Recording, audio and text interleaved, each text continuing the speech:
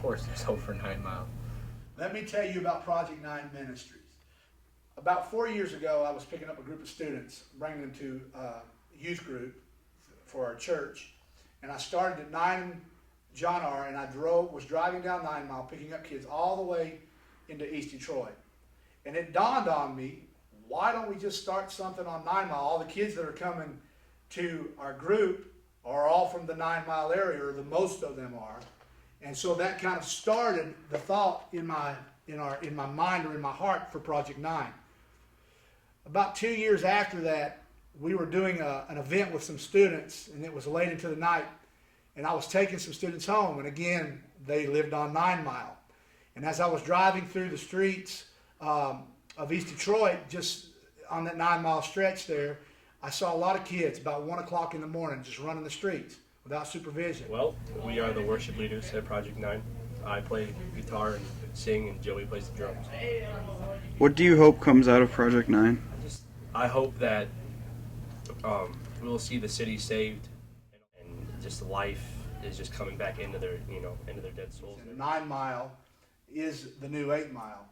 Just recently I was on a trip, and I was up north in Gaylord, Michigan, and I proposed a question to everybody, or I asked the question to everybody, how many in the room has heard of 8 Mile? Everyone in the room raised their hand. Some cheered. I think some even began to sing some songs from Eminem.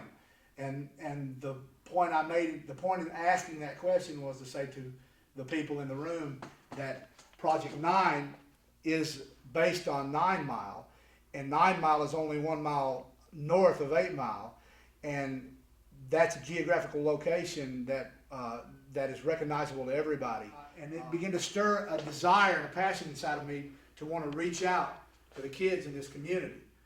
We started in Bay City, Michigan, and we walked from Bay City, Michigan to Lake Michigan, carrying a 12-foot cross, praying over the community, talking to people, trying to share the love of Christ with those that we came in contact with. In the process of doing that, towards the end of that, the name Project 9 just leaped out at me. I was talking to one of the students and sharing the vision of the things that God was stirring in my heart that week during that trip. And the last day of that trip, the name Project 9 just jumped out. I said, we're going to call this outreach, this ministry to the community, Project 9. And after coming back from that trip, began a progression of planning and talking and getting the vision for what we wanted to do in that community. We're feeling compelled or drawn toward South Warren, and more specifically, 9 in Van Dyke. We're there to minister into the people's lives, especially the broken, the homeless, the people who have drug addictions, the gangsters, whoever. And we're there to take people and pick them up and tell them that there's hope and show them that there's hope. And so I think it'd be a good idea to invest in Project 9 because you'll see a lot of change in people. Oh yeah, not only that, it's that Warren hasn't even been a city for over 80 years yet. I think it was a city in 1936. It says on the big civic center thing.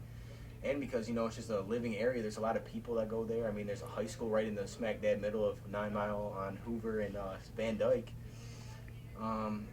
There's just a lot of people. There's people who get bused over from 8 Mile to this high school because bad areas down there. And it's just a place with a lot of people and a lot of life that could thrive in there. A lot of businesses and all that kind of stuff. So it'd be a good thing to invest in. What would you say is your favorite part of working at Project 9? Well, it'd have to be, helping the people out. Because, I've been in the same situations as most people around there. I grew up at 9 Mile in Van Dyke, right around the block from the Owen Jacks Recreational Center. And, it's just been a slow decline over the past, 15, 20 years. I mean, I'm only 18, but when I was living there, it wasn't as bad as it is now. I mean, it was predominantly, just loving families. And now it's just, violence, gang violence mostly. I mean, at my school, there's a whole bunch of gang violence. There's a fight today at 8 o'clock in the morning. The best part for me would be seeing the deliverance and the breakthrough that happens every week, just seeing people just giving their all to God. But at the same time, you can just see these chains just dropping off at them. I mean, when the world sees no hope, there's always hope with God, In January this past year, we launched Project 9 Ministries officially. And in the past few months, it's just been growing and rapidly moving along. And we've seen lives touched, and Relationships are starting to be built. Project 9 is at its infancy, and we know that we've got a long way to go and a lot of work to do. But like I've often said to those that are working with us, this isn't a one-time event. This is a lifetime work. And you can do something. You can be involved. Just do something. Get up, do something. Do something big. Don't sit back. Don't be afraid. Don't let fear stop you from doing something big. You can do something now. Do something with purpose. Come and help us. Come and be a part of Project 9.